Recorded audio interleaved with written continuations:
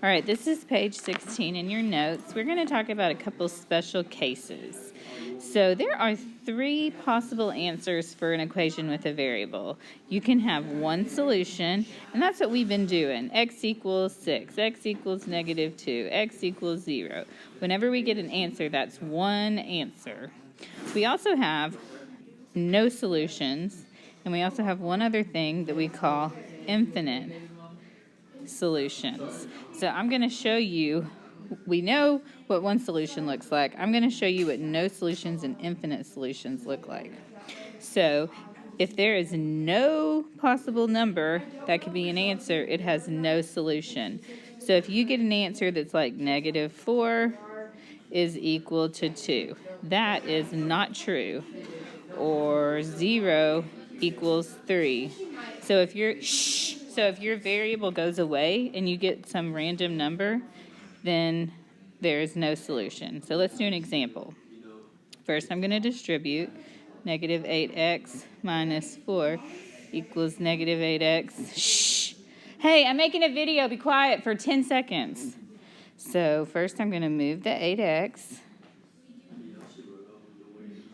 That actually cancels out on both sides. I end up with negative 4 equals negative 2. That is not true. Negative 4 does not equal negative 2, so that means there is no solution. And instead of having to write no solution out, we use the symbol, and that's the symbol for no solution. Now, let me show you what an infinitely many solutions would look like. This means that every number could work for this equation. So if you get an answer and it turns out to be 4 equals 4, 0 equals 0, negative 2 equals negative 2, that is true, and that means that it has infinitely many. So let's do an example.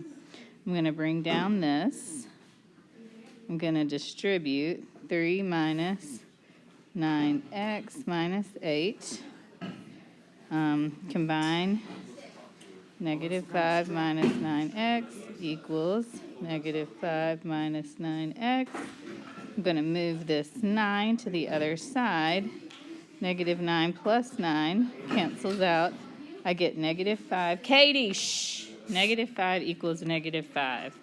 When I have negative 5 equals negative 5, that is a perfectly beautiful answer, which means I have infinitely many solutions. And I do not want to write infinitely many all the time, so I'm going to use the symbol. Thank you.